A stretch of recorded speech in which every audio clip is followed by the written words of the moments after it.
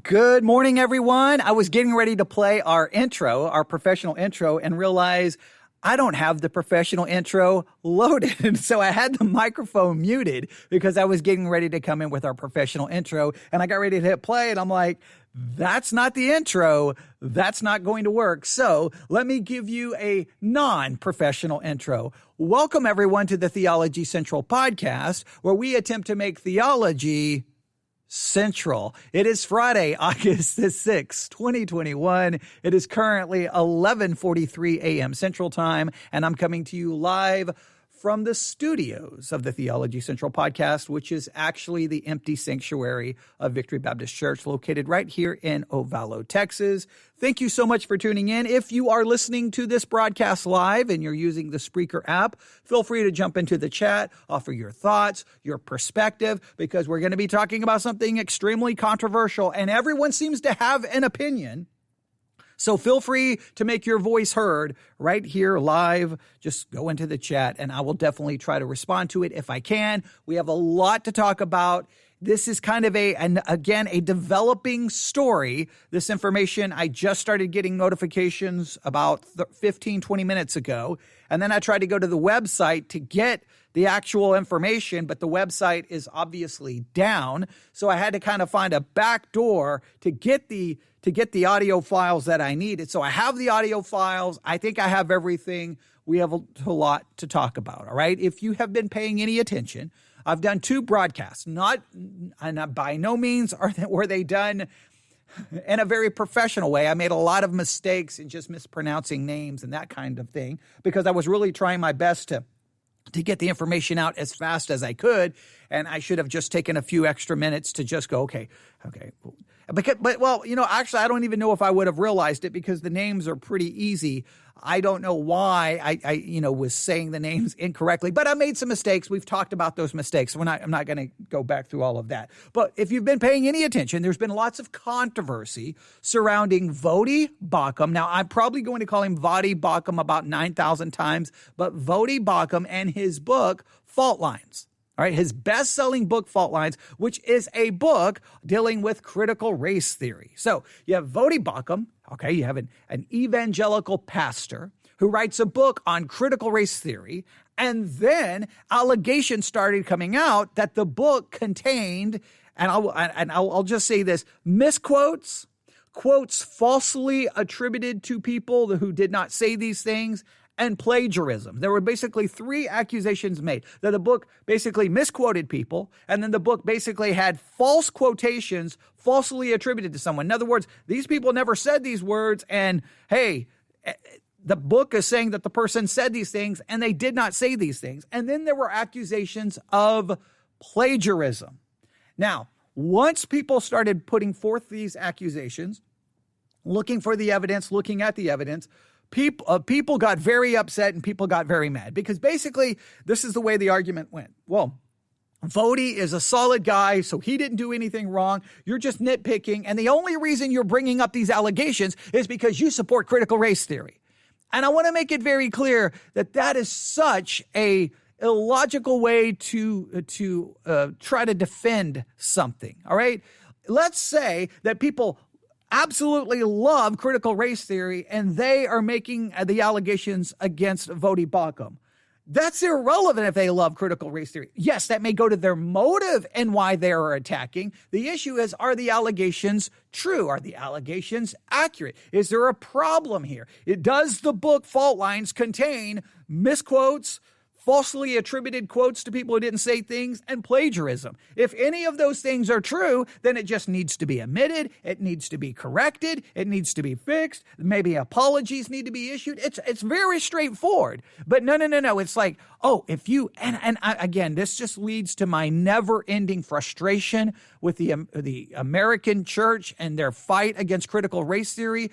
I'm just still baffled by the whole thing, but I don't want to get into all of that because, well, we've got to get into this. So those were the 3 accusations. One of the major accusations surrounding the book, and I'm getting ready to go to the book here for a second, is on page 16 of the book, all right, page 16 of Fault-Lines by Voddie Baucham.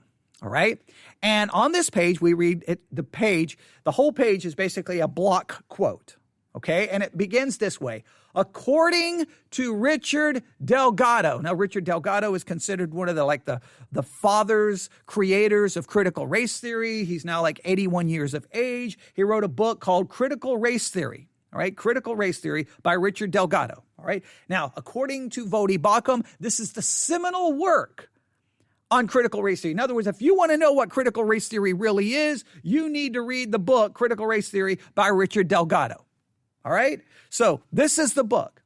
So what Voddie Baucham is attempting to do on this page is say, hey, here's like the man who knows critical race theory. Let's look at what he says about critical race theory. Then we will have a correct understanding of it. Then we can attack it and then show what's wrong. Now, obviously, if you're going to do that, then it's absolutely critical, all right? Critical race theory. It's absolutely critical if you're going to say this is what basically the leaders of critical race theory are saying, that your quotes are 1,000% accurate, that you are very clear in what they said versus what you are saying. Because if you don't get that part right, then it's going to be misrepresentations and you're not going to be actually fighting against critical race theory. You're going to be actually fighting against what you are saying critical race theory people believe.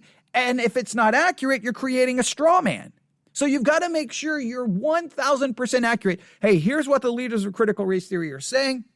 Here is it in their own words. You got to make sure you don't take the words out of context, because any misrepresentation, the argument then becomes about your misrepresentation and not critical race theory. So even people who hate critical race theory, even people who think Voddie Baucham is the greatest thing that's ever entered into the world of Christianity, you should do everything you can to encourage and make sure that what is stated here is accurate if you really want to. I don't know why you're fighting it, but going around fighting the battle over critical race theory, just don't get me started. Okay. Because again, the church, I'm going to do I've already talked about this in the past, but we won't get into it right now. Okay. So if you have a page that says, according to Richard Delgado, the worldview of CRT is based on 4 key presuppositions, then you got to make sure that everything you're about to say, you're implying that everything you're about to say comes from Richard Delgado. I mean, again, according to Richard Delgado, the worldview of CRT is based on 4 key presuppositions. And then it has 1, 2, 3, 4, the 4 presuppositions with statements after, which you would assume come from Richard Delgado. That's the way it's organized. That's the way it's structured. It seems obvious to anyone reading it. So then you look at it.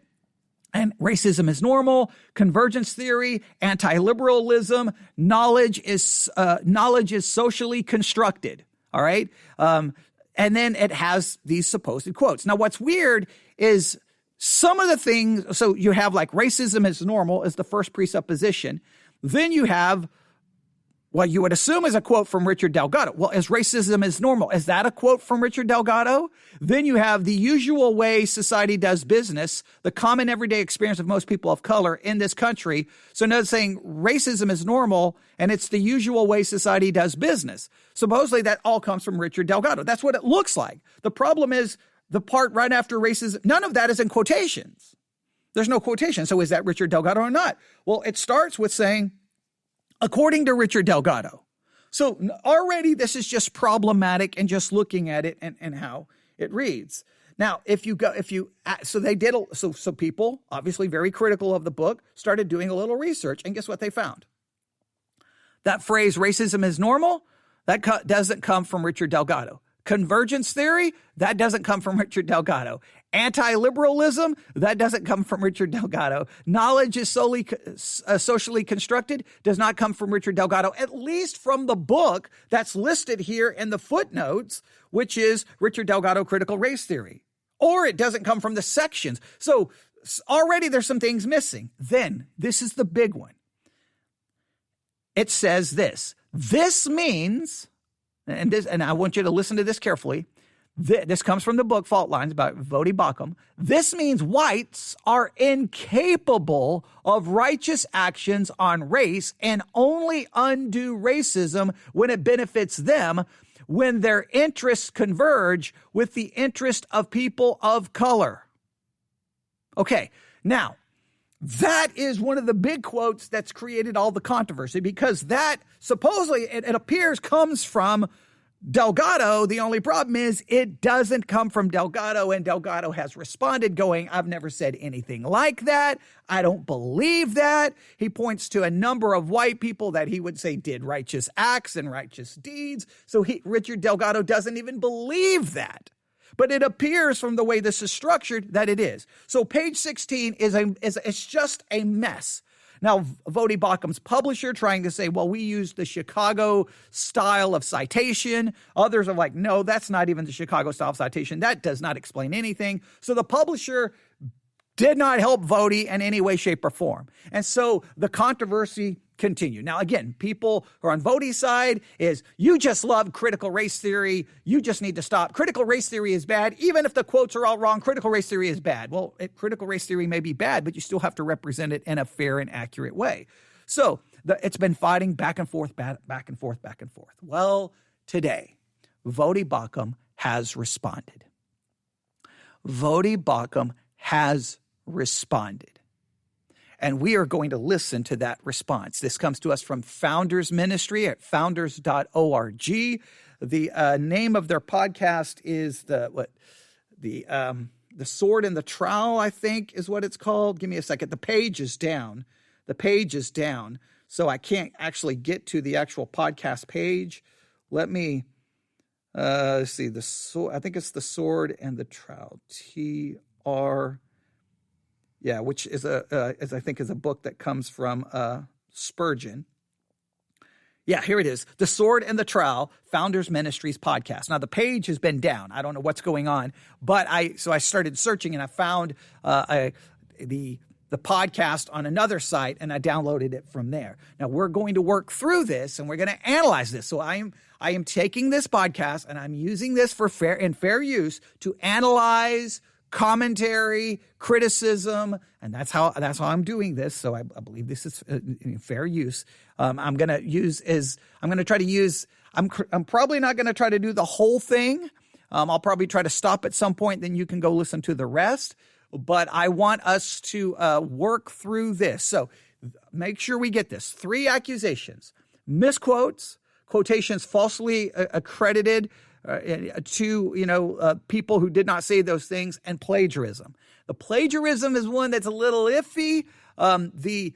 Supposedly there are some statements in fault lines that seem to come directly from James Lindsay, but James Lindsay has said that that's not true, or he doesn't see it. But remember, the issue is, it doesn't matter whether you see it or doesn't see it. It doesn't matter whether it was an intentional or unintentional. The issue is, does it reach the level of academic plagiarism? Now, to me, it's simple. Just come out and say, hey, guys, this quote is way too similar to James Lindsay. So in the next edition of the book, we will put a footnote there, giving this quote, giving it credit to the original source, and citing it as a citation, as a quote. We'll give it there because it just looks like it's not a quote. That's easy to fix. So far, nothing else has been found as far as plagiarism. So that's easy to fix. That page, I think it's 16, which is a complete total train wreck, that needs to be cleaned up. That can be cleaned up. All right. But here is the issue, and I'm going to play the audio.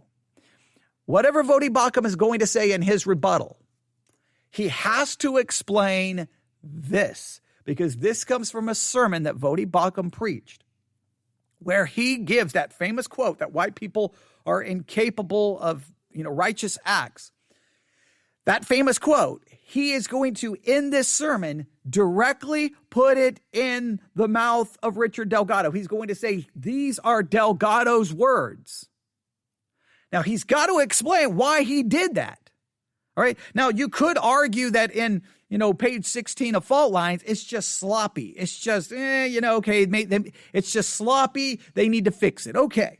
But you got to explain why you're standing behind a pulpit and you're preaching and you say, Delgado said this. Now that has to be fixed, and that has to be. So I'm going to play the audio. This video is going all over the place, and this is the video that people have to address, and we're going to see if this gets addressed in Voddie's response. Here we go. That is critical race theory. Number one, racism is normal. It is everywhere all the time. Everything is racist. Secondly, convergence theory or interest convergence theory. This is the second major tenet of critical race theory. Again, according to the seminal works on critical race theory. By the way, in the academic literature, people write journals and peer-reviewed journals, and if you're an academic, you want to publish peer-reviewed journals, right? That's how you get your academic bona fides. You publish in peer-reviewed journals. And if you publish in a peer-reviewed journal and you get, say, a couple of hundred citations of your work, you pat yourself on the back. You're getting it done, right? You had hundreds of citations, hundreds of other scholars who are referring to your work. You're getting it done. The stuff that I'm citing has thousands of citations. Thousands. Please note, the stuff that I'm citing. So he's telling you that he already said we're going to read from the seminal work. So he's going to read from the seminal work and that he's citing. So there's no question of what's going on here. Just like on page 16 of Fault Lines, according to Richard Delgado, and then you think in that block quote, these are the words of Richard Delgado, then you just got to be accurate. It's perfectly okay. I want to make it very clear. It's okay. I'm going to state this. When I say it's okay that we make mistakes, all right? And when I say it's okay to make mistakes, in other words, I'm not saying that the mistake is right, the mistake is good. I'm saying that it's okay that we make mistakes in the sense that we're humans. The issue is when you make a mistake, it's okay that you made the mistake. It's what you do after you make the mistake. Now, obviously, if you fall into sin, it's not sin. And here we're getting very close to clear sin because if you're bearing false witness against someone, that's a sin. But I'm just saying you can make mistakes in communicating. Let me state it that way. Because I don't want to get into a mistake versus a sin. Okay, so let's state it this way. It's okay that we make mistakes in communicating. The issue is when we make those mistakes in communicating, then we come back, fix it, delete it, amend it, apologize for it, do whatever we've got to do to make it right. That's it. Because everyone makes mistakes in communicating. If you listen to my last broadcast I did on Voddie Baucham and this entire scandal, again, James Lindsay became James Lindsay. I don't know why I was saying Lindsay. What is that? I made all kinds of mistakes. I could sit here and make excuses, but I made a mistake. All right, plain and simple, I made the mistake. So it's okay to make mistakes in communicating. Just when we do, we have to fix it. It's okay that maybe, and you can blame everyone in the book. The editor made the mistake. Okay, the writer writes it. The editor was supposed to fix it, but ultimately your name is on the book. You bear responsibility. And if it miscommunicates, misrepresents, bears false witness against Richard Delgado, it's almost like here's how some people approach it. Well, he's the founder of critical race theory. You can bear false witness against him all day. You're not allowed to bear false witness even against your enemies within Christianity. All right? It's just wrong. So we have to get it right. So I understand making mistakes. I have made thousands of mistakes in preaching. I've stated things incorrecly. I understand that. Sometimes I'll say, I've stated before, this Hebrew word means this, and then I realized I was wrong. Guess what? I found out that I was wrong. Someone in the church said, hey, I don't think that's right. I checked, they're right. Guess what? I have to stand behind the pulpit the next service and say, hey, guys, remember last Sunday? I said that Hebrew word meant I was wrong. I was incorrect. And I've had to do that. And yeah, you can say it's embarrassing, but it's okay. We make mistakes. Again, make mistakes in communicating. I don't want to take this into a broader discussion about mistakes. I'm kind of trying to keep it right here. So I just want you to meet. He's being very precise. I'm going to quote from the seminal work. These are the citations I'm reading. So he's making it very clear that this information comes from someone else. And guess who that someone else is? Supposedly Richard Delgado. That's the issue. Here we go. Some of them upwards of 5,000-6,000 citations. So these are not obscure people out there in the corners, of academia. No, these are the rock stars. And these are the agreed upon pillars of critical race theory. So, number one, racism is normal. Number two, convergence theory. Again, I'll read from the seminal work on critical race theory, Delgado's book, Critical Race Theory. Racism advances the interests of both white elites materially and working class whites psychically. Large segments of society have little incentive to eradicate it. This means whites are incapable of righteous actions on race and only undo racism when it benefits them, when their interests converge with the interests of people of color. And yes, he used the word righteous. There you go. He reads it as if it's a direct quote from Delgado, and he even says, and yes, he uses the word righteous. Delgado is like, what are you talking about? You're either mistaking me for someone else or you just making this up. Now, look, when you get called out by the person you're supposedly quoting, that's embarrassing.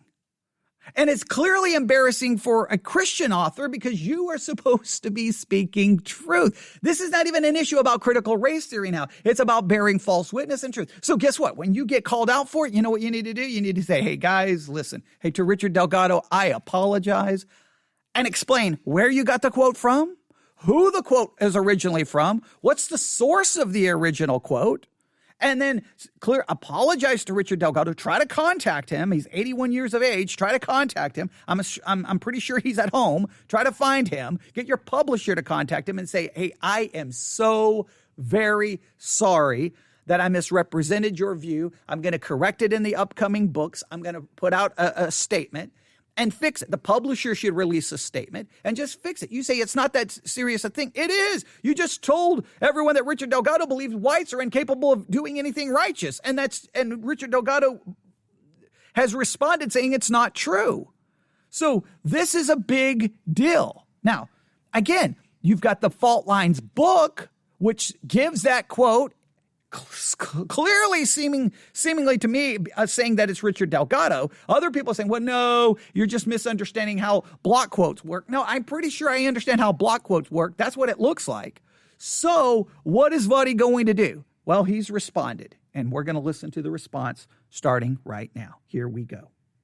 Voddie, brother, it's good to see you all the way from Lusaka. Tell us, first of all, how's your health? Man, health is great. I'm doing fine. Just getting stronger, training like a madman, just trying to stay healthy, trying to take care of all of this work that they did. Yeah, man. You had a long time away, so I'm sure you're playing catch up still at African Christian University, and I know y'all been hit with COVID again, and so you've had to scale back some things, and we're grateful that you're there, grateful that you are here with us at Founders too, part of IOPT, one of the founding faculty members. We open our classes up in just a few weeks here. So if you want more information on that, you can go on instituteofpublictheology.org and get information there. But we know what we need to talk about. We're talking to you today because we heard a rumor that somebody's upset with something you wrote and said, and we're not sure, but it seems like somebody said something somewhere. Yes, Joe McDermott said something. He said something, and look, we take plagiarism very seriously. We've got the Ed Litton thing going on. We've hit that. We don't take nitpicking as seriously. Or dishonesty. We don't take dishonesty as seriously. But okay, so clearly we can establish something. Voddie is being interviewed by people who are clearly on Voddie's side. And clearly they're throwing a little shade at the people who have made the accusations that they're nitpicking or they're being dishonest. Okay? So clearly now we have sides. Now that's what I already hate. Look, just go in and say, hey, Voddie, here's some accusations. Can we talk about it? Why do you have to throw shade at the other side? Like, why? It's like sometimes Christians act like we're in junior high. This is not junior high stuff. This is serious. Now, I'm glad you take the Ed Litton situation seriously. Everyone should. Obviously, the Southern Baptist Convention could care less. So, all right. There's nothing we can do about that. Now, you could argue I just threw a little shade. But I'm just saying, obviously, the Southern Baptist Convention is not going to do anything about it because they clearly no one's going to deal with the Ed Litton Trinitarian issue, which we've talked about. But it's just like, okay, if you believe that the other people are just simply being nitpicky, and if you believe the other people are simply being dishonest, Now you're going to have to turn your program and prove the accusations you just made to the people on the other side. So now you've made accusations. So you've got to prove your accusations while you're trying to disprove their accusations. So now everyone's got accusations to try to prove. Let me state it again. Whatever you think about Fault Lines, the book, and page 16, where there's all these issues with this block quote, let me make it very clear. You still have Voddie Baucham in a sermon saying, I'm going to read from the seminal work. Here's what Richard Delgado said, and these are his words. Yes, he used the word righteous. There's no way to get around that. Okay, that's not a formatting error. That's not a citation error. That's not a block quote error. That's not Chicago style. That is your words. Now, just address that. Like, that'll be easy to fix. Voddie, you're such a kind, faithful brother. You want to be willing to come on here and let's talk about what Joel has said. McDermott wrote this piece, and he's charged you with plagiarism and some other kind of things that are going on. So we thought, why don't we just get down into the nitty-gritty and talk about these things. So let me tee it up for us. All right, now let me jump in. Also, it would be good if they would give the source of the accusations. Lamb's Reign. Is it lambsreign.com? Let me go through here. When we did our original broadcast, I gave you all the sources. The Washington Post has talked about it. The Roy's report has talked about it. Lamb's Reign has talked about it. Yeah, if you go to lambsreign.com, Lamb's Reign, all run together, Lamb's Reign, R-E-I-G-N, lambsreign.com. When you get there, just start scrolling down, and you're going to see all the articles about Voddie. You've got Voddie Baucham's Fault Line video review series by Joel McDermott. That was published on July the 29th, 2021. Then you have July the 30th, 2021, an article called Voddie's Fault Lines, Worse Than Before, Fake Quotations and Plagiarism by Joel McDermott. Then on August the 3rd, Voddie Baucham's publisher doubles down on falsehoods, August the 3rd, 2021. Then on August the 4th, you have a discussion about Richard Delgado and his response. So you would want everyone to read all of that. So at least give everyone access to all of that. So that's another reason I'm talking about it. Trust me, I don't even want to be talking about this today. I want to move on because, again, this has so much to do with critical race theory, and I am so tired of hearing, it's never ending. Okay, but And for people who are listening for the first time, I'm not saying critical race theory is great. I'm not saying critical race theory is wonderful. But Christians are acting like that it's now the church's job to fight against critical race theory. And I'm going to argue that the church's job is not to fight a culture war against critical race theory. Our job is to preach the gospel of Jesus Christ. Our job is to teach people that all people are created in the image of God, and therefore there is a value to their life. All right, that there's a sanctity to all human life, no matter of their skin color. It goes back to dealing with sin. Racism is a sin issue. All right, but it's now, if you speak against racism, I guess now that's critical race theory. The church has completely become distracted about critical race theory, and so here Voddie Baucham dedicates an entire book to fighting critical race theory, and I think the church needs to be focused on evangelism and equipping saints for the work of ministry. I'm not saying he's not doing those things. I just think the church has become completely distracted on all of this. But you can go to lambsreign.com and you can read everything for yourself. And I challenge you to read both sides. Read both sides, and everyone should know all the other sources that are talking about it, right? We're going to hear Voddie's perspective, and the people who are friendly to him read the other side. Read both, and then make your own decision. There you go. Make your own decision. Yeah, he began by pointing to a block quote in your book. At least it's indented off. And so you've got this indentation, and then in there you begin to list off some items about racism being normal and other tenets of critical race theory. And he is claiming that some of the things you say in there are not words from Richard Delgado. So what do you say to that first charge about, hey, here's this place where you're saying things about CRT kind of in the wake of signaling Richard Delgado, but these aren't really Richard Delgado's words. What would you say to that, Voddie? Yeah. Well, first of all, I'd say you really hit the nail on the head when you said, block quote, but actually these things are indented off. The format is an issue there, and it's not a block quote. Right. It's not a direct quote, even from the. Okay, let's stop right here. So now this is going to turn into an issue of formatting, but please note how they characterize this. And I apologize for my voice. The way they're describing this is just so not completely fair. Let me make it very clear. They did not read these words. Maybe they will here in a minute. Thus, the page begins, according to Richard Delgado.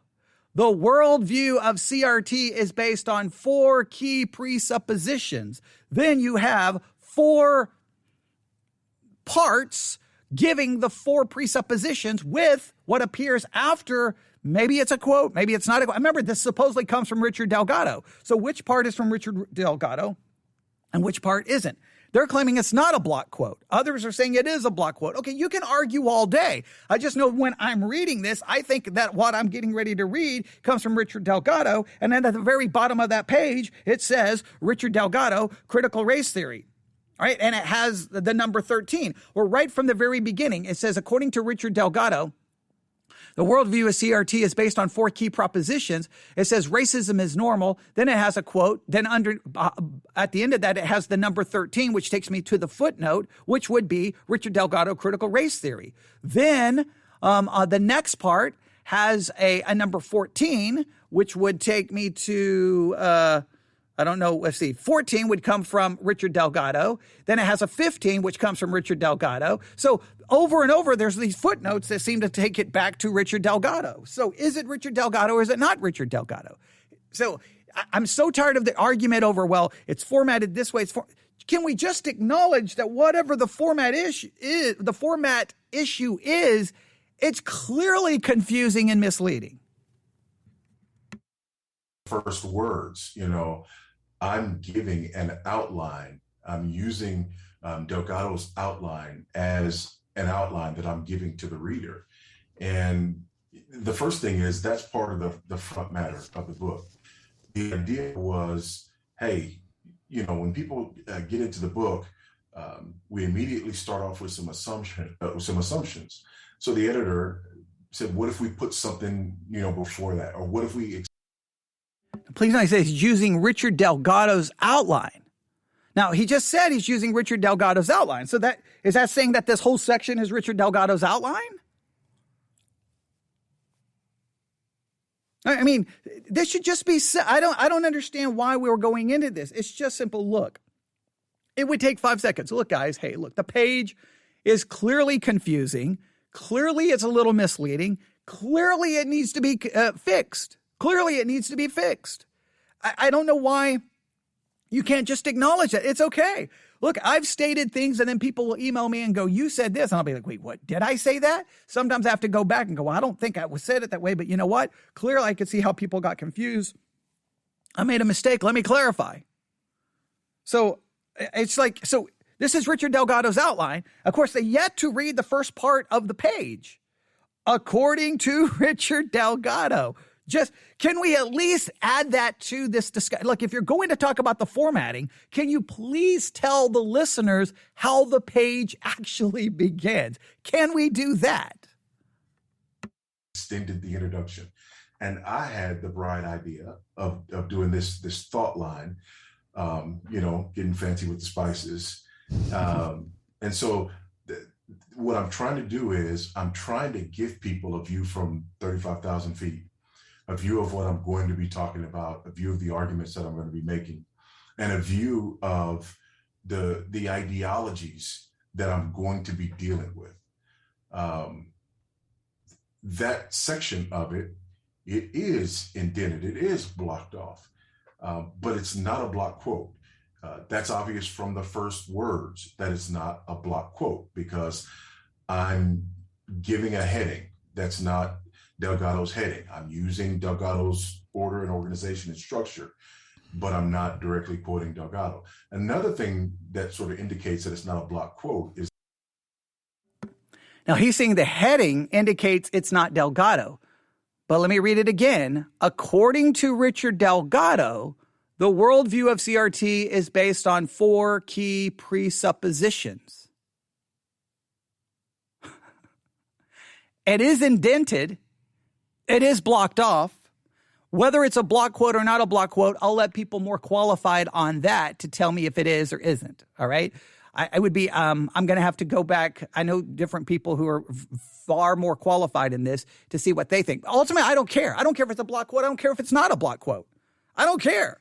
I know that I can read, according to Richard Delgado, the worldview of CRT is based on 4 key presuppositions. I know without a shadow of a doubt that I then think this all comes from Richard Delgado. He just said this is Richard Delgado's outline. And I do know there's parts in here, some of this is in quotations, some of it isn't, and I do agree that that would indicate that all of it's not to be taken as a quotation. You could agree with that, but it's at least confusing and misleading, at least a little bit, at least acknowledged as a little bit confusing. Again, because the first part says, according to Richard Delgado. Is that, in the middle of, I think that second paragraph, there's a footnote in the middle of the second paragraph, which is something that you wouldn't do right in a block quote, right? So, on the one hand, there's some structural and formatting issues there that are unfortunate. And okay, now he admits that there's some structural formatting issues that are unfortunate. Just stop right there. This has some structural formatting issues that need to be corrected. There you just stop. That's it. The end. But it's like on one hand, he's trying to say, well, it's not this, but then he's acknowledging there's some issues. So which is there? Are there issues or are there no issues? If there's issues, then okay. I'm not claiming any malicious intent. I'm claiming the whole page is a train wreck in my estimation. And that are unclear. One thing too, Voddie, I don't know if you heard that, and there are things unclear. So he just acknowledged there's things unclear. Okay, well, if it's unclear, okay. Now, we still haven't even gotten to the fact that in your sermon, you make it very clear that these are the words of Delgado, and they're not the words of Delgado. That much is an absolute fact. That's not a formatting issue. That's not a formatting issue. Let me make it very clear. That is not a formatting issue. That's you preaching a sermon that you prepared for in advance. Because he's reading in the sermon, he's reading. So he's got notes. So it wasn't one of those, because all pastors make the mistake of when we say something, when we kind of veer from our notes and we kind of just, impromptu add something. That's usually where we end up getting some statistic wrong, some stat wrong, some quote wrong. That's usually where we mess up. He's reading in that sermon. So what was he reading from? Was he reading from the manuscript of his book? If so, then that means even he misunderstood what he was reading and attributed to Delgado. That would make it even demonstrate that the book is even far more. He's the author of the book. So even he got confused. So I want to know where the sermon part comes from. But okay, all right. So he's admitted there's formatting issues. He's admitted that it's unclear. All right, thank you. I'm glad we've gotten that out of the way. It's been a long time since I've gone back and read Turabian, but I had to live in it for a long time as well. But I don't even think this is conformable to Turabian style for block quotes, because you have indentations at certain points for your headings, which I don't think Turabian does in block quotes. I think every paragraph starts non-indented. But it's, again, if we want to play nitpick, I'll nitpick. Yeah. But that's not even the point. Yeah, but it was not meant, and I think you're just making the point that I'm making. It was not meant right to be presented that way, to be understood that way, or to be read that way. Exactly. Yeah. I wish that I had made other choices. Again, I don't want to throw my editors or anybody else under the bus. This is me. Sure. I did that. I presented it that way. I was, trying to really give a big picture and separate those ideas off. But it was not intended to be understood as a direct quote. I didn't use quotation marks. I have block quotes in the body of the book. And again, this is front matter. This is not my argument. This is, I want to introduce some ideas. I want to make. I'm just baffled. Why wouldn't you read your first sentence? Look, this whole page is the center of the controversy. Why wouldn't you let everyone know, okay, on this page, look, this is how I started it. According to Richard Delgado, the worldview of CRT is based on 4 key propositions. Then underneath that, I list the 4 key propositions and then statements that would give the reader the idea that they come from Delgado. It's not formatted clearly, it's misleading, and it clearly could lead to someone misrepresenting what Delgado actually taught, actually believes, and actually wrote. I apologize for that, and we're going to correct it. There you go. I don't understand why nobody in the interview is mentioning the first sentence. The first sentence is the whole issue. The first sentence is what leads everyone to go, wait a minute. Is that what Delgado said? Whoa, Delgado said that white people are incapable of righteous, in fact, let me read the actual quote, incapable of righteous actions on race? Whoa, that's serious. Delgado's insane. Critical race theory is horrible. Oh no, we're all going to die. We're going to end up in the FEMA camp. Okay, yeah, okay. So can we please tell everyone what's at the front of the page? Please. Now I'm grateful that he's acknowledged that it's formatting issues, that it's unclear. I'm so thankful that he's admitting all of that, because I don't believe this. I'm not even going to argue that it was intended this way in the book. Now, in the sermon, clearly it was intended that way because he preached it that way. Okay. So whatever the book was, look, blame the editor. I don't care who you want to blame. Blame me for maybe not understanding what format you're using. I'm even willing to acknowledge that when you get into these quotes or these block sections, indented sections, blame me for maybe not being able to figure it out. But you've got to acknowledge that the start of the page is you're saying, according to Richard Delgado, which gives the idea that the rest of this comes from Richard Delgado. Now, I understand that there's some clues that may give it away, but even the author of the book is acknowledging there's some formatting problems here, and it's unclear. So if the author of the book can acknowledge that, then all of the defenders, calm down, you can acknowledge that. And then we're all on the same page. I still want to know what he's going to say about the sermon. Make some connections for you. I want to explain some things to you, before we, sort of get into this. Mm-hmm. So that was the first issue there. What's interesting though is, just like you said, Tom, if you read this, it's pretty obvious that this is not direct quotation. Exactly. Okay, wait. There's formatting issues. It's unclear, but it's obvious.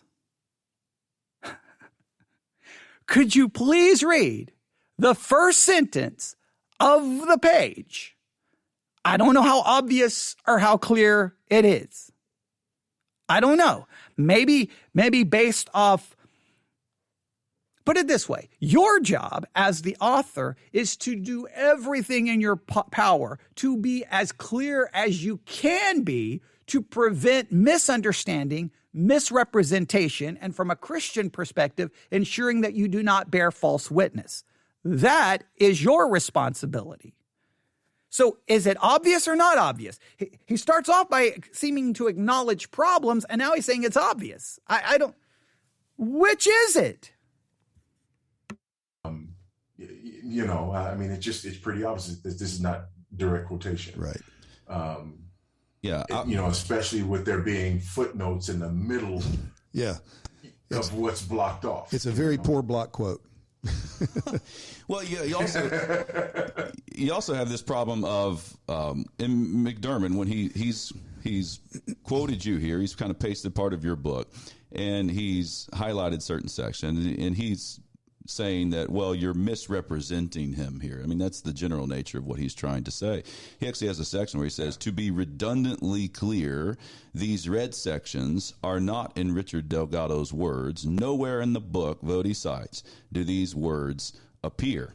Now, one of the red sections that McDermott has highlighted of your words is where you say racism is normal. And you're saying racism is normal. You go on to say the usual way society does business, the common everyday experience of most people of color in this country. Well, I've read Delgado.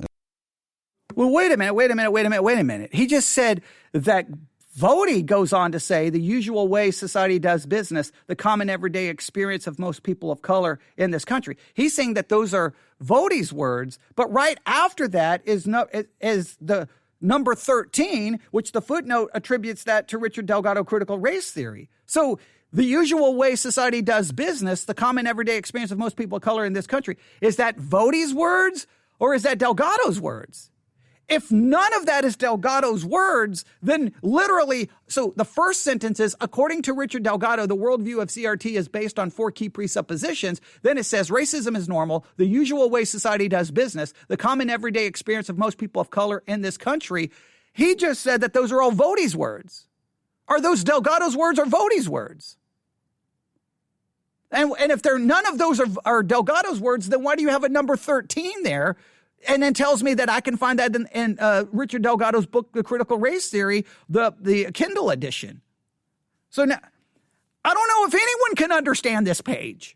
Even the interviewer now just attributed those words to Voddie. So are those words of Voddie's? Or at least the people criticizing it, they attribute the usual way society does business, the common everyday experience of most people of color in this country. They attribute those words to Delgado. The people criticizing Voddie attributes those words to Delgado. The interviewer just attributed those words to Voddie. That's how confusing the page is. Even in the interviewer defending Voddie, they're attributing now words to Voddie that the people criticizing Voddie attribute the words to Delgado. Does anybody know what is actually going on the page? This is becoming maddening to listen to. When I heard that, I said, this actually is sounding a lot like Delgado. I don't think that Voddie is misrepresenting what Delgado how he was using it as a framework.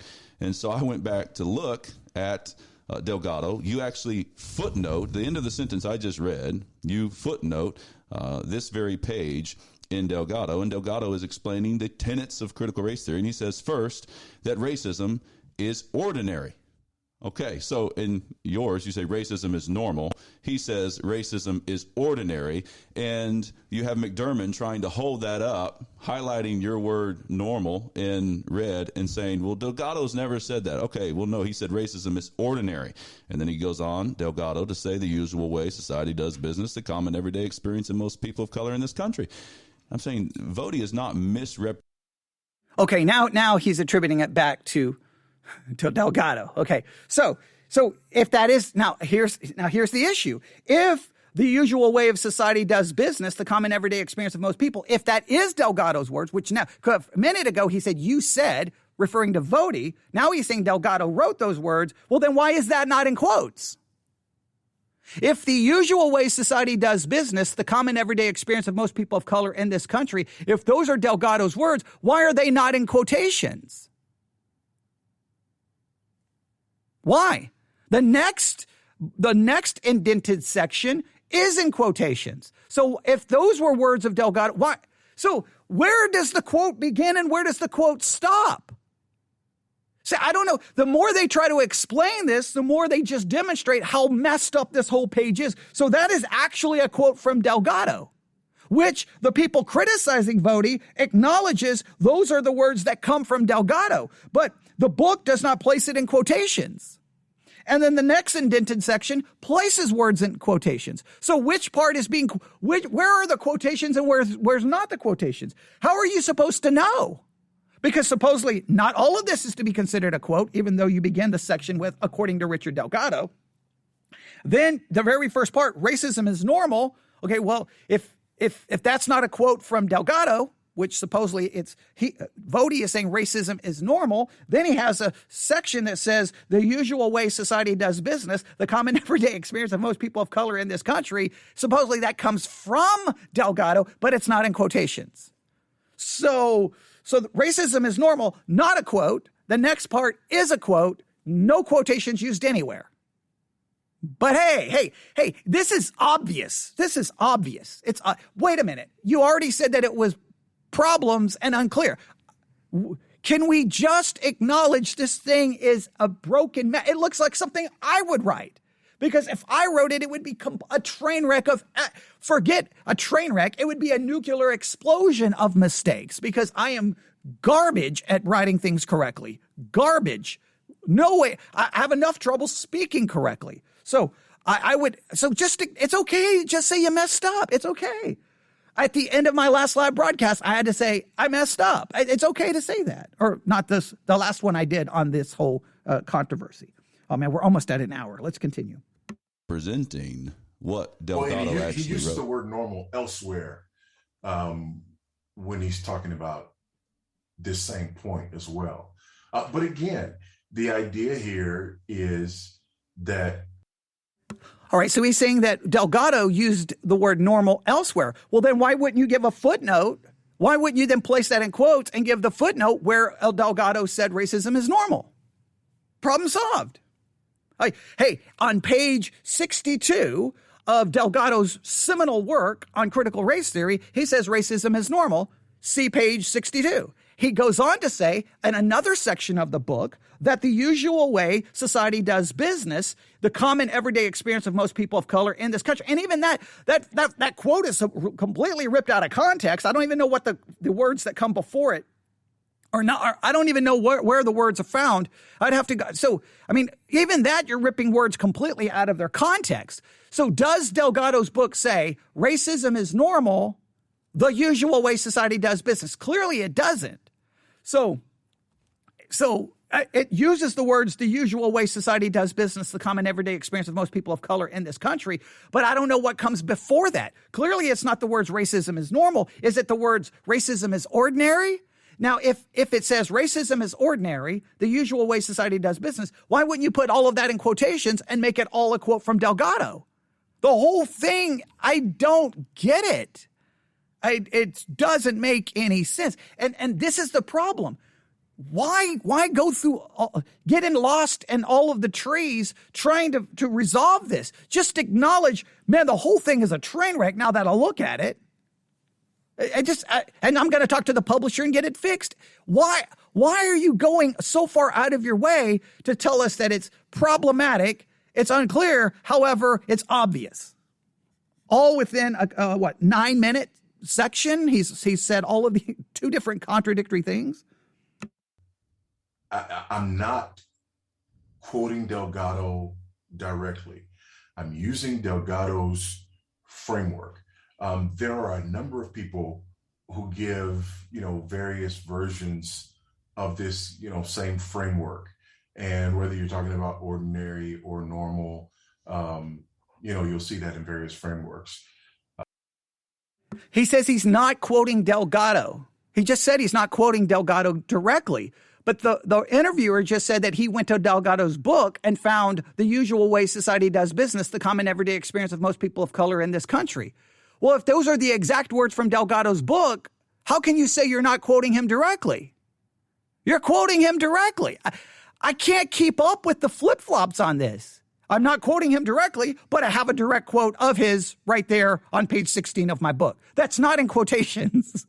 But the next indented section, there is quotations. So are you quoting him directly there? So where are you quoting him and where are you not quoting him? You just said you're not quoting him directly. Where on the page are you not quoting directly? And where on the page are you quoting directly? Because anyone reading this cannot figure it out.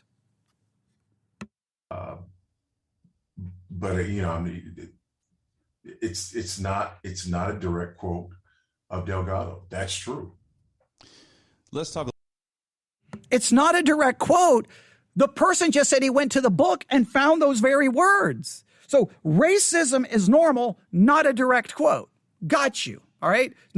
But Richard Delgado says racism is ordinary. Why wouldn't you just use that? And then the next part, the usual way society does business, the common everyday experience of most people of color in this country, is that a direct quote or not a direct quote?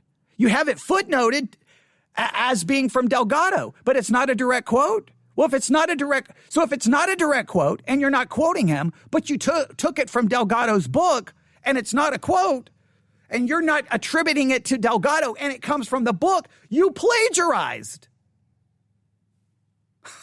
I'm not quoting him directly. I just took this directly from his book. Okay, then that's plagiarism. If you took it from his book, you have to give it as a quotation or you're plagiarizing.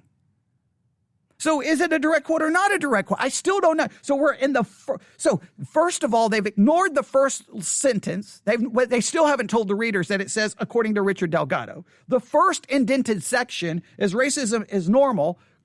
Clearly, racism is normal is not a direct quote from Delgado because Delgado said racism is ordinary. The next section, according to the interviewer, he went to the book and found it in Delgado's book, but then Voddie is saying he didn't quote him directly. If we didn't quote him directly and you're not attributing it to Delgado, well, then it's plagiarism. However, there's a footnote that says it comes from Delgado. So did it come from Delgado or did it not come from Delgado? Why is this so convoluted and complicated?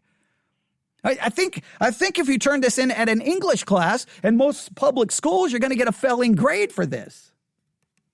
A little bit about another charge of McDermott. So McDermott has a section in his piece where he's claiming that you copied from James Lindsay. And so in that section, you talk about storytelling. And as I went back and looked at Delgado, there's massive portions of the topic of storytelling. So it didn't strike me as you taking what Lindsay said. Somebody would have to read McDermott's piece to look at that. But what do you have to say about that particular charge there, Voddie? Yeah, I also, in the next section, I quote, Terry Yasso from another very popular piece on this. And again, this was not a direct quote of Delgado. This was giving people a picture of the basic tenets of critical race theory, a view from 35,000 feet. Delgado is being used there, really. I mean, it's his structure that he gives to this. And, much of the essence of what he says about this structure that he gives to this. But my goal here was not to give direct quotes to Delgado or to even argue that Delgado is, the definitive person on critical race theory. All right, so he keeps saying, I'm not trying to direct quote. I'm not trying to direct quote. All right, the very next indented section, convergence theory. All right, now supposedly convergence theory does not come from Delgado, or at least not in this section. All right, but the very next part after convergence theory is quotation marks. Racism advances the interest of both white elites materially, working class whites psychically. Large segments of society have little incentive to eradicate it. End quote, footnote 14, which supposedly comes from Richard Delgado's book on critical race theory. That's a direct quote. So I'm not trying to direct quote him, but I directly quoted him. In the previous indented area, I don't have quotations, but supposedly it comes directly from Richard Delgado's book, which means you're not, but yet you have a footnote there saying that it comes from Richard Delgado's book, even though you're claiming you're not directly quoting him. Well, are you directly quoting him or not directly quoting him? You got a footnote attributing it to Delgado. So if it's not a direct quote, then you just took it from the book? Well, I don't. And then in the very next section, you have a direct quote. So are you trying to direct quote or not direct quote? I am so confused by this. His book is seminal, right? Mm-hmm. And so I did, want to acknowledge that. But just like I said before, this is not a direct quote of Delgado. But here's what's also interesting about that. I quote Lindsay several times, not only in the book, but also in this, sort of thought line. Why is it that, why am I going to cite Lindsay and then not cite Lindsay in other places?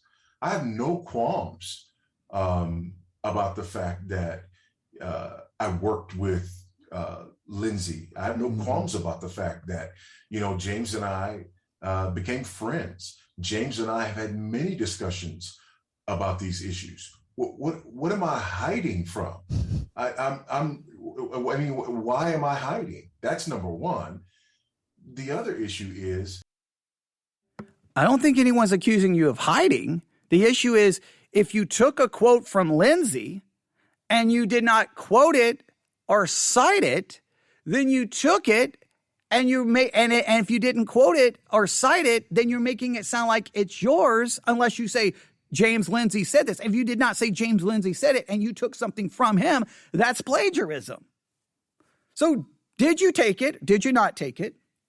Is it in quotations? Is it not in quotations? Is it properly cited or is it not properly cited? It's that simple.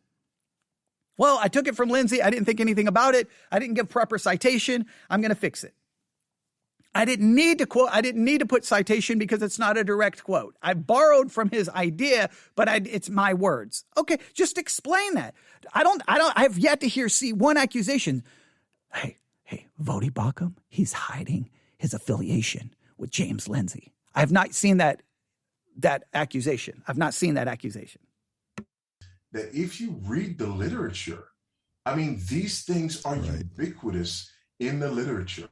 And my goal was to communicate these main tenets, to get people to understand these four main tenets. So, I agree with Lindsay. I don't see it. Yeah, James Lindsay said this: Voddie allegedly plagiarized me, and I'm not seeing it. They're just trying to discredit people who are upsetting their racket. It looks desperate. Okay, now let me make it very clear. You don't have to see it. Plagiarism is not defined by whether you see it or not see it. You know how many kids have probably sat in a professor's office in college saying, I just don't see it. I don't see it. I don't see where I plagiarize. You're accusing me of plagiarism. Plagiarism has a definition of how. In fact, let's just look up the definition of plagiarism. All right. You can plagiarize by you don't have to have the intent may not be there. In other words, the intention doesn't have to be there. Plagiarism is the practice of taking someone else's work or ideas and passing them off as one's own. So all you have to do is you take something from some other book, you don't give proper citation and accreditation, and therefore you pass it off as your own. That's plagiarism. Doesn't matter if you intended it, doesn't matter if it was an accident, it's still plagiarism. So the issue is, did you could say, well, I just took the idea. Okay, you took the idea. Now, the issue is I can't make the judgment if it's plagiarism. I can't. That's an academic kind of thing. I don't know what the standard is. I have no idea. I don't know. Maybe it doesn't. Maybe it isn't. Here's the thing. I would say, you know what? That does look very similar to James Lindsay. And there's a very high probability that I took the idea from James Lindsay. So in the next edition of the book, we'll simply place a citation there, and I'll give James Lindsay credit for that section. I'll say this idea comes from James Lindsay. It's not a direct quote. You can clearly fix it. So just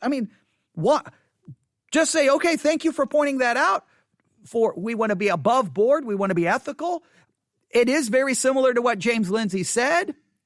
It seems similar enough. So we'll just give a citation in the next edition. Problem solved. Next. You can move through all of these accusations literally in seconds. Literally, this could take 5 minutes to be done with. I still want to get to the whole white people are incapable of righteous actions in regards to race. I still want to get to that whole controversy. And I think that's a very good analysis of this. What you said, and when they try to put your words next to Lindsay's, it's not word for word. Are you saying the same thing? Absolutely. Well, you're reading the same literature. Yeah. And it is everywhere in the literature. Yep. So people have to go, and you can go read McDermott's piece if you want to see the exact words. I'm not even going to take time to read it because I agree with what both you men have said about it. The other irony there, of course, is that on the one hand, I'm guilty of not quoting directly in a box quote or a block quote, right? And a block quote says, "These are not my words." But then on the other hand, I'm guilty of plagiarism, which means that you're saying these are my words, right? So I don't know what to do with that. I mean, I acknowledge the fact that structurally, from a format perspective, this was a bad choice. This wasn't as clear as it could have or should have been. All right, so now he's back to saying it's not as clear. He said that it's obvious. So it's obvious, but it's not clear. It's unclear, but it's obvious. I wish we could just come to a conclusion. It's not clear. It is a train wreck. All right. And please, if you're going to try to do any justification and try to do any, cleaning this up, could you at least let everyone know how this page began? The page began, again, let me read it for the 19,000th time. All right.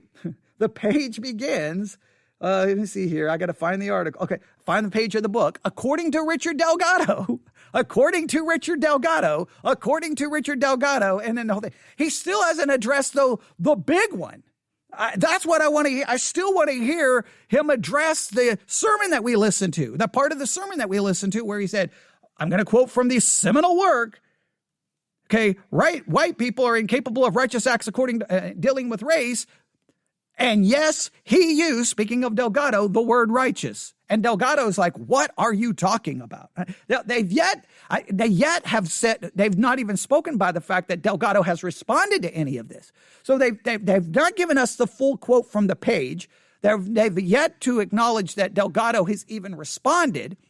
And supposedly this is just a bunch of nitpicky people who I guess support critical race theory. I don't know. So I'm hoping they're getting ready to do a lot more here because so far this is not helpful. And I own that. That's miles away from plagiarism. So that's trying to charge you with plagiarism on that slim evidence is skating on very thin ice. On a phrase, that's and that's. Let me just say this too. I haven't been addressing, criticisms, arguments, all this kind of stuff. I haven't been doing that. One of the reasons that I wanted to agree to talk about this now is because people are trying to use this as a wedge and sort of leverage it, specifically with the stuff that's going on in the Southern Baptist Convention. Right? Plagiarism's a big deal right now. And so, there's this kind of, well, hey, Voddie's guilty of it. And, a mutual friend of ours, I talked to yesterday, he was getting ready to get on the phone with somebody who was pressuring him to call for my resignation because he had been calling for Ed Litton's resignation. Yeah. Over a phrase that's similar. Yeah. There's a difference between reading another person's sermon, a script telling his illustrations that happened in his boyhood as if it happened in your boyhood, and indenting words that shouldn't have been indented. And let's get down to the nitty gritty. Well, what McDermott is charging you with is misrepresenting Delgado. That's really what it's about. That's what he's trying to claim. And I've already read a portion to show in the first tenet of critical race theory that you identify. You call it, I believe, normal, and Delgado calls it ordinary. And then you both use very similar terminology to describe what that ordinary or normal tenet is. So there is no misrepresentation, and probably. Now, wait a minute. Now he's saying that they both use similar words. So now he's saying that the usual way society does business, the common everyday experience of most people of color in this country, is Voddie using similar words as Delgado. But earlier he said he found that in the book. So once again, we can't even get past the first indented area. The first indented section on this page, they've flip-flopped so many times, I still don't know if it's a quote, if it's not a quote. Because at one point he said it's Voddie. Then he says he found it in the book of Delgado. Now he's saying that they both use similar words. Okay. Can we get to the other issue about saying white people are incapable of righteous actions as far as race is concerned? Let's see if we get there. Probably the most important, as I see it, the most significant thing to address is McDermott claims that you're basically making a false implication of interest convergence, and that is that white people are therefore incapable of righteous action. He talks a little bit about you using the word righteous and attributing it to Delgado. You can address that if you'd like to, but the more important thing in my mind is it true that interest convergence, the way that Delgado and other as critical theorists in general define it, does it then result in white people being incapable of righteous action? Sounds like McDermott says, no, you're wrong about this. I don't think you're wrong about this, and would love for you to speak to it. Hey, let me help you out from a theological perspective. Okay, from the perspective of God, we're all incapable of righteous acts. I don't need CRT to tell me that. The Bible says all of our righteous actions are nothing but filthy rags before a holy God. There is no one that doeth good, no, not one. We're all sinners. So again, critical race theory says we're incapable of doing righteous acts. We are incapable of righteous acts. It's called your Bible. All right. So I'm incapable of all right. Even dealing with race, I'm not going to do it completely righteous according to God's standard of righteousness. No, from a human definition of righteous acts, I may be able to do something righteous from a human perspective, but from a theological perspective, all of my good works are nothing but filthy rags before a holy God. No one doeth good, no, not one. I don't know why. Oh my goodness. Critical race theory says we can't do any righteous acts. Yeah. And the Bible says the exact same thing. Now, I understand critical race theory may be saying it from a human perspective, but I'm saying, and remember, Delgado has already renounced that idea, saying he doesn't believe it. Now, let's see if they're gonna give Delgado credit for renouncing it, and let's see if Voddie is going to explain why he said that Delgado said those words in his sermon, and it seems to imply that he did so here on this page. Yeah, there's two issues here. One issue is the substance and whether or not it's right to make that statement about the substance, about what interest convergence means. What interest convergence implies. There's a second issue, and the second issue is, the attribution of that statement to Delgado. And, let me just say that is not Delgado's statement. And what's interesting about that is, I've been talking about this a ton, right? Okay, he just admitted it's not Delgado's statement. He just admitted that. Now, let's see if we figure out why the book you could talk about the formatting issues, why people could read it as you claiming that. And then I want to know why you said it in your sermon, directly attributing it to Delgado. And are they going to acknowledge that Delgado's calling you out going, what are you talking about? Because Delgado acknowledges righteous deeds done by white people in regards to race. From a human perspective. Again, spiritually perspective, even our good works are nothing but filthy rags. I've been talking about this all over the place. And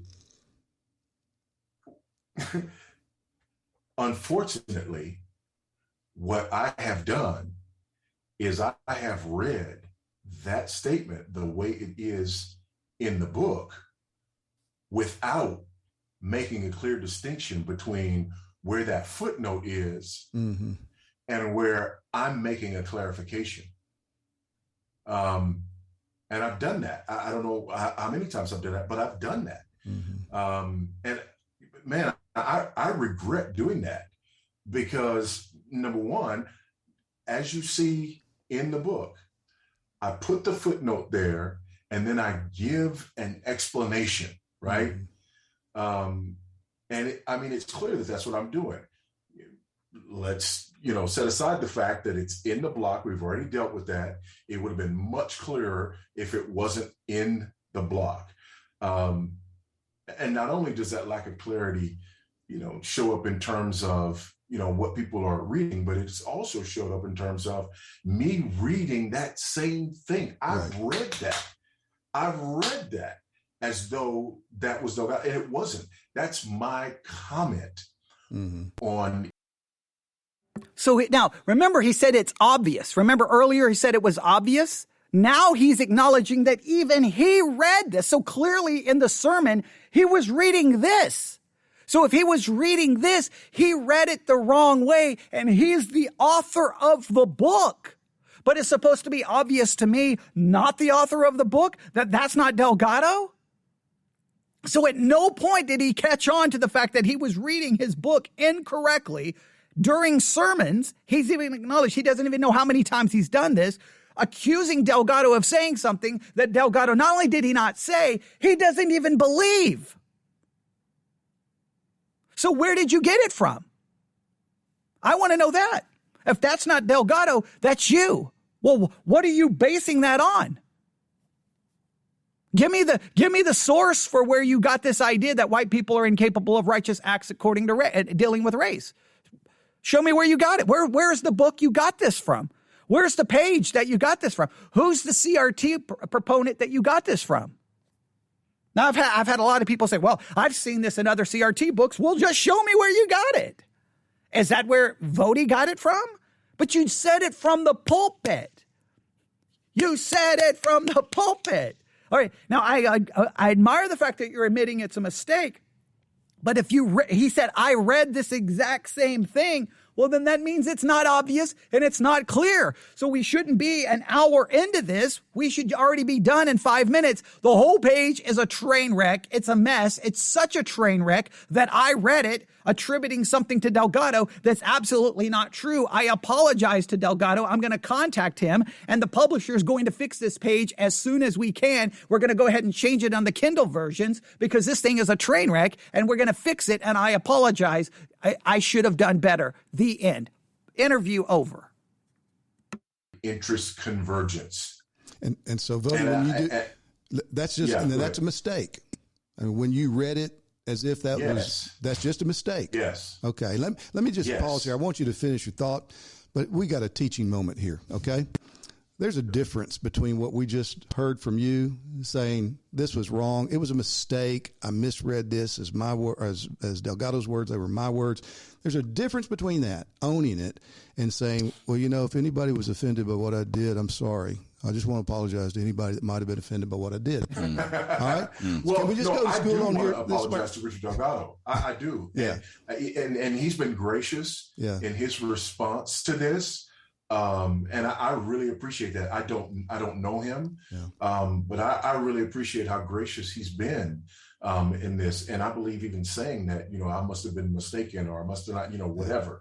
And I was. And ironically, it goes back to this same thing. So here it is. I'm like, I want to give people, and I think it's helpful when you give people this view from 35,000 feet, when you talk about these ideas and, express these ideas, one of the things, and we've talked about this before, one of the things that I do often when I speak. All right, we'll stop right there. I want you to go download the podcast and listen to the rest of it for yourself, because I want them to get the downloads and I want them to get the streams, and I want you to hear everything they have to say. There's 14 minutes left, so please go listen to it. I just wanted us to get to that section. Now, here's what we have.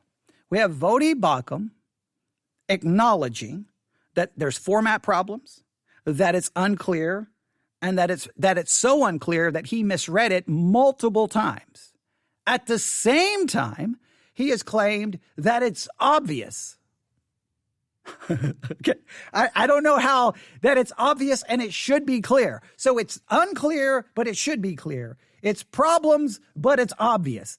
I don't know which it is. Even in their trying to explain away the first indented area, they completely mess that up. I still don't even know who that quote is, or is it a quote, not a quote.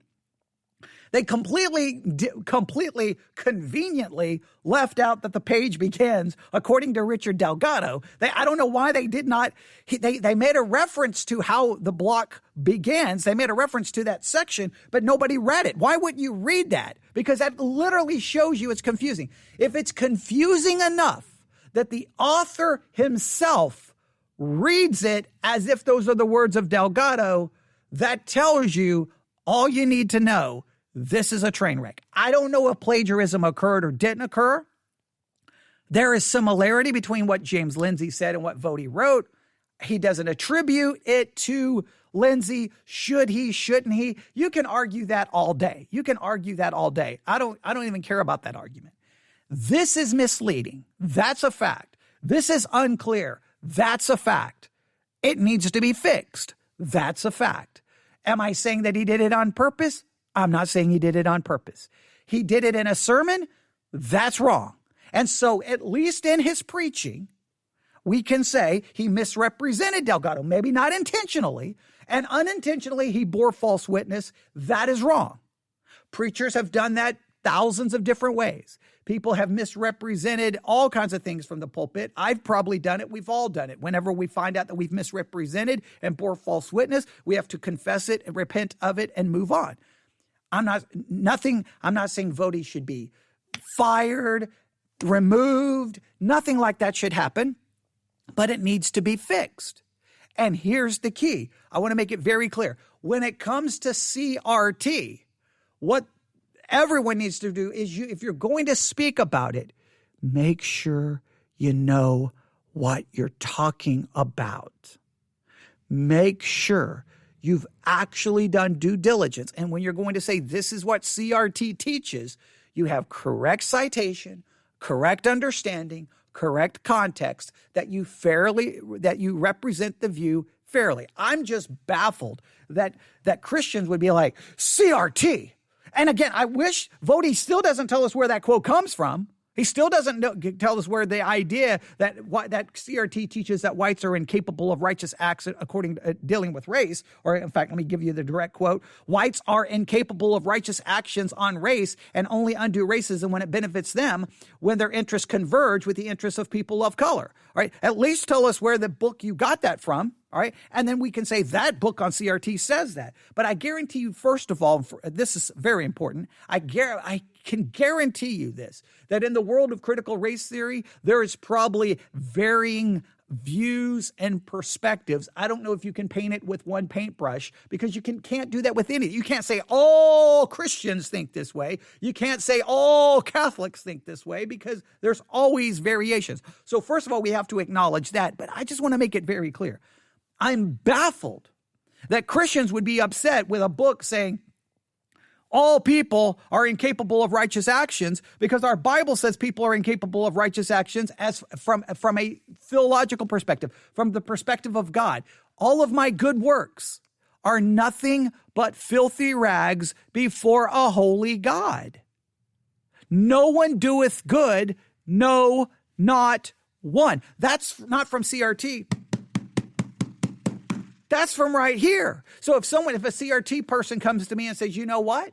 White people are incapable of righteous acts. You know what I would say? You're right. I am capable of righteous acts before a holy God, because God's standard is perfection and all of my actions are tainted with sin. But you know what? African Americans are incapable of righteous acts. All people are incapable of righteous acts. So if you want to say people are incapable of righteous acts, I will agree with you from a theological perspective. So what's the solution to our inability to do righteous acts? We need a righteousness does not come from us. It comes from God. We need the imputed righteousness that comes from Christ, and that is accomplished by faith. So there you have it. There you have it. I'm grateful that Voddie is acknowledging problems, but it's just so back and forth. It's a problem. It's not a problem. It's obvious. It's not obvious. It's so unobvious that I misread it. Okay, well, if it's so unobvious that you misread it, that tells me the whole page. So put it this way. Voddie just proved to me that the whole page is not obvious. It's not clear. It's problematic. It needs to be fixed. Voddie should not be punished. I'm not saying ban the book, cancel the book, none of that nonsense. Read Voddie's book. Read Richard Delgado's book. Read everything you want. Spend all of your life running around chasing CRT. I think CRT is nothing but an absolute distraction to the church and focusing on what we're supposed to be focusing on. And we're trying to fight the battle over CRT. There's nowhere in the Bible where they were fighting over cultural wars or they're trying to get the gospel out. And that's why this whole thing drives me absolutely crazy. All right. Okay. So there you have it. All right. I wanted to get this out as soon as I could. Again, it's called The Sword and the Trowel, TROWLE. I don't have it in front of me. The Sword and the Trowel, founders.org. You should be able to find it. If you cannot find the link to the original podcast, email me at newsif@yahoo.com. I will let you know. I found it on Podbean is where I found it because their public pages make it easy to download a podcast. So I found it on Podbean. Please listen to the whole thing. Listen to everything they have to say. There's probably more here that I probably should address, but we're already at an hour and 25 minutes, so I don't want to spend any more time. Please look into it. Check, look at all the sides. I would just tell you, look, bottom line is there was mistakes made. That's okay. Clearly in the sermon, Richard Delgado was misrepresented, and ultimately it reached the level of false witness. Was it done intentionally? No, but you can do things wrong unintentionally. Okay? You can plagiarize unintentionally. You can bear false witness unintentionally. You can slander someone unintentionally. There's a lot of sins that we can unintentionally fall into, but it's still a sin. Just acknowledge it, confess it, repent of it, have your publisher fix it, and move on. Make your book as solid and as bulletproof as it can be, since you believe critical race theory is something that you need to dedicate part of your ministry into fighting. Again, make sure your book is solid and fix it. It's that simple. And I would even take the James Lindsay controversy and just put a citation there. Hey, this quote is very similar to what James Lindsay said. I'm going to say it this way. Here's what James Lindsay said. There's a number of ways to do it in the writing, and it would only take a couple of minutes to fix. And it's there you go. And then no one can make you any accusation of plagiarism. You fix it all. And the digital copies can be fixed instantaneously. For anyone who buys a Kindle version, there's lots of times you'll get a notification there's an update to a book you have. You do the update, the book is fixed. Problem solved. There's all the digital copies fixed. The printed ones, you got to wait to the next edition. But you can put a forward at the beginning saying the following things were changed in this book because of a controversy that ensued. I apologize to Delgado. I apologize for any confusion or anything that was misleading. When you get to page 16, you'll see that it's been formatted completely different. We hope that this will add greater clarification as you read about this very important subject of critical race theory and how I believe it's the end of the world if we don't stop it. Okay, there you go. It's easy to go. So I want to make it very clear. I'm not accusing Voddie of any malicious intent. I'm not doing that. I don't know any, and I'm not accusing, and at the same time, I'm not going to turn around and accuse the ones who are accusing Voddie of malicious intent. I'm not going to do that either. I'm not going to say, well, they're just out to get Voddie because no. Both sides could have very genuine motives. Voddie wanted to write a book about CRT, and he was being very genuine and trying to get a correct understanding of it. And the people criticizing it may be people who have genuine motives to ensure that a Christian book reaches a certain standard that's correct and accurate. How about let's not assign any motives to anyone and just say, what are the facts? The fact is that page is a train wreck, and that sermon clip is going around everywhere where you're directly blaming Delgado for saying something he didn't say. And now maybe in the rest of this podcast he does, but I've yet to hear or see where the actual quote comes from or the actual idea comes from. Where did you get it from? You can say, well, it's just all over CRT. That's too general. Show me where you got a CRT person saying white people are incapable of righteous acts according to race. If you find it, then guess what? Put that in your book. Put it this way, if it's all over the place, then why wouldn't you have a direct quote in your book? That would make it more powerful. On page 4 of this book from CRT, they say white people are incapable of righteous acts. Now, I don't even know why that's important, because from a theological perspective, no one is capable of righteous acts before God. Now, humanly speaking, we're capable of doing what humans would declare as righteous, but all of our righteous acts that we do from a human perspective are nothing but filthy rags before a holy God, because they're all tainted by our sinful nature, right? And that includes anything we do with race. That includes what we do with homeless people. It doesn't matter. Even the good things we tend to do, they're tainted by sin. And that's a fact. All right, you can email me at newsif@yahoo.com, newsif@yahoo.com. That's newsif@yahoo.com. Thanks for listening to this very long episode, but hopefully we can now put this controversy to bed. All right, thank you. God bless.